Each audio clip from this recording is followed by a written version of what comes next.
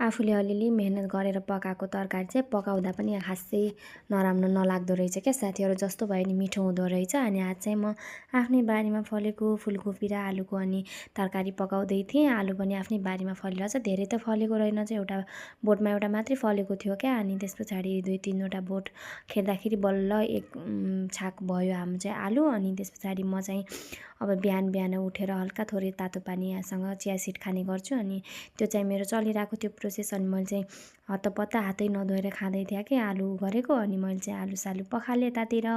त्यस पछाडि पखालेपछि कोपी पनि पखाल्नु पर्यो, थोरै थोरै माटो लागेको थियो तर त्यस्तो पखाल्नु पर्दै थिएन।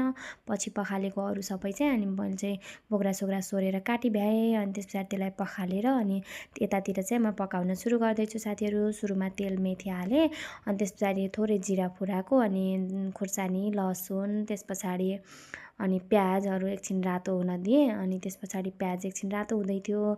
मम्मीले चाहिँ मलाई जहिले पनि के प्याज रातो नहुँदै हाल्छेस् है तैँले अरू चिज भन्दै हुनुहुन्थ्यो क्या। अनि मैले चाहिँ रातो बनाएँ। अनि त्यस पछाडि बेसार हालेर तरकारी हालिदिएँ।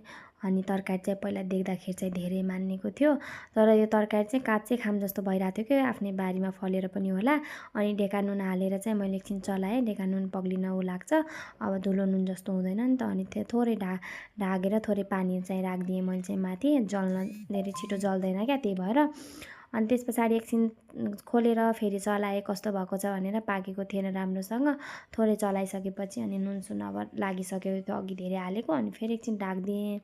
ढाकेपछि अब चाहिँ फेरि चलाएर एकछिन अनि टमाटरको लागि मैले टमाटर यता काटेर रेडी पारेको थिएँ। टमाटर हालिदिएँ बिचमा, अनि वरिपरिबाट गराएर अनि मैले चाहिँ फेरि थाले ढोकिदिएँ साथीहरू। अनि हजुरहरूले के तरिकाले कसरी तरकारी पकाउनुहुन्छ भन्नुहोला। हामीले चाहिँ यो मसला नहालेको सिम्पल तरकारी पकाउँछौँ हाम्रो घरतिर चाहिँ।